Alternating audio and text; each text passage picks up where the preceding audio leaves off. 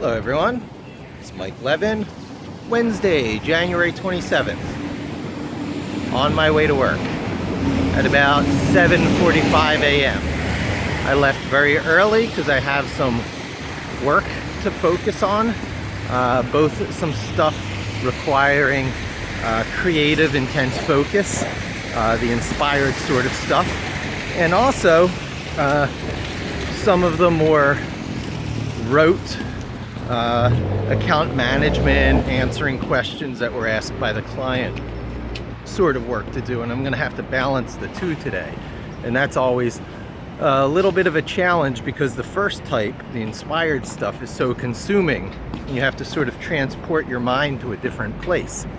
And I thought I'd take a moment to just discuss, creativity in the daily grind workplace, not to belittle my employer or any other employment situation, but the enemy of creativity is the daily grind. There's a certain amount of work that can and need and by habit gets done, and it's very easy to lose yourself in that and to never perform beyond that because you reach a sort of equilibrium, fly high, and you appear on people's radars. And no matter what people say, creativity is not the most beloved thing in business, and I guess even human nature. Even though people give it lip service, what they really mean is be creative so long as you're taking no risks and I don't have to put my neck on the line and we don't have uncomfortableness hanging over us while the risk of the creative move plays out as either a win or a loss. Gambling. So I do quite a bit of that professionally because otherwise you don't stand out, you don't differentiate yourself. And it's kind of a roller coaster ride, especially in the field of search engine optimization where the rules change fairly dramatically, such as when Google removed the #1 clue as to how to optimize your own website for better performance. They took away what is known as the keyword component of the referrer variable, better known as not provided. And that sure took the wind out of my sails about my enthusiasm for the whole SEO industry, because basically everything automated, everything auto-optimizing was keyed off of that piece of data. And by Google removing it, it broke all the spam cannons of the world, essentially. Not that I made spam cannons, but I did invent HitTail, and I'm plugged into that whole rapid feedback loop of data in, optimized content out as any black hat out there. And I had to adjust to that being taken away, and it's been fairly difficult, but I had already put the magic of the tracking GIF, is what they call it, but it's really these days JavaScript, long behind me after HitTail, because with 360i, that amazing agency that I was with for 6 years, there were other people who owned all that analytic tracking GIF stuff. There wasn't a lot of room for me to do creative things there, so I switched my creative energies over to a system that mashed up multiple data sources directly in spreadsheets so that you could do complex investigations that were normally out of the reach of SEOs, even though they talked about them all the time, as experiments or as data points provided by vendors that they might like to try to do themselves, like the SEMrush difficulty score, which in other words tells you how hard it would be to position well if you were to put out world-class content on a topic and get it linked if you were to publish on that subject. So my system lets you spin your own difficulty score, among many other things like crawling a site directly into a spreadsheet and pulling domain authority from Moz or whatever. So I had essentially altered many of the core principles and underlying foundations of my career just to stay relevant and to still be doing interesting, useful things that would help my employers and by extension the clients of my employers.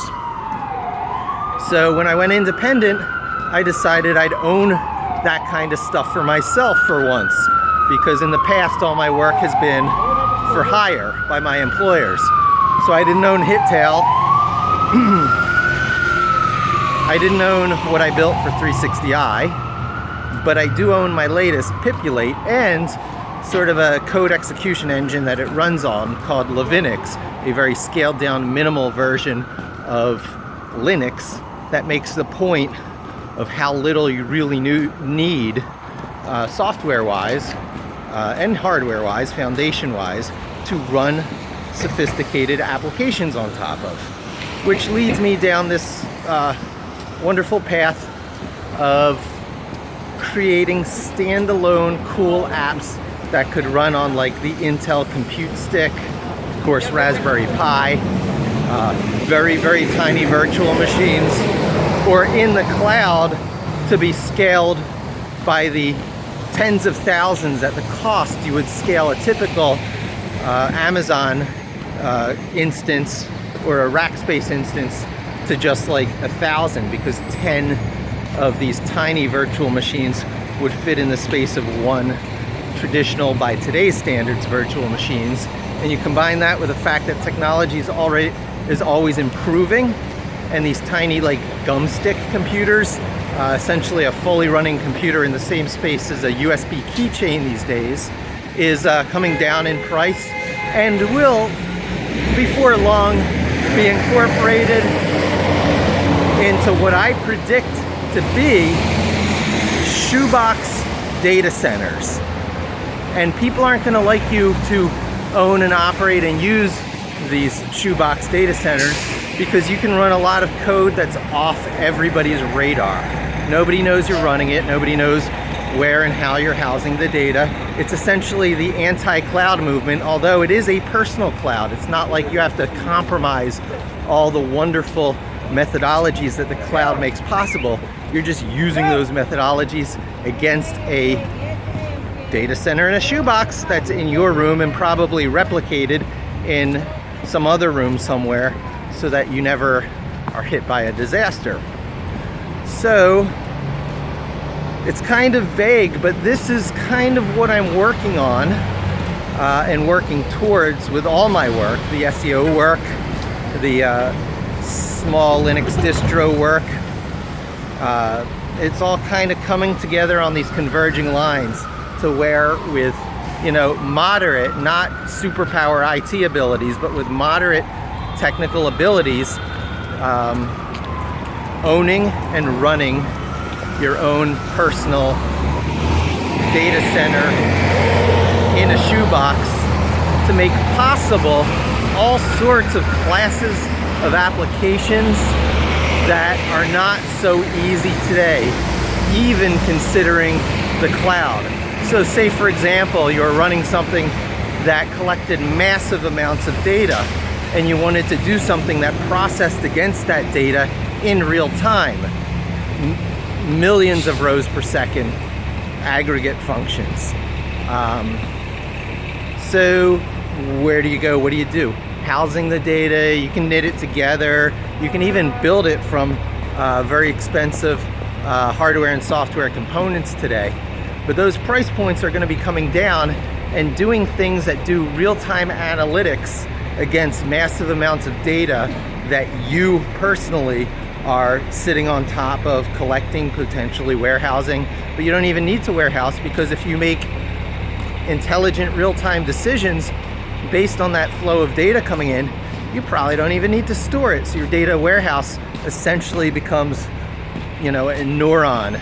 It needs very little storage, but it needs a lot of processing power in a greater neural net.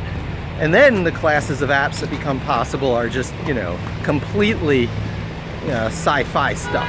But even without connecting your data center to others like it, you can accomplish massive things that, you know, until a few years ago were considered exclusively in the realm of Amazon, Elastic Beanstalk, that kind of stuff.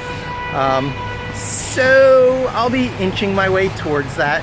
I got about 20 years of professional life to work with. I'm 45. If I work till 65, this is about the right level of goal so that I can always stay a step or two out ahead of the public with what I'm discussing, laying my plans, and laying a series of much smaller baby step achievements in pursuit of those very lofty boiling the ocean goals, for which Pipulate and Levinix are kind of the first two projects, having stepped back and looked at how most logically to proceed with my career so I can continue to live in the New York agency SEO world and in the altruistic GitHub TED Talk kind of improve the world through what you know how to do personally approach. So anyway, I'm here at the Empire State Building,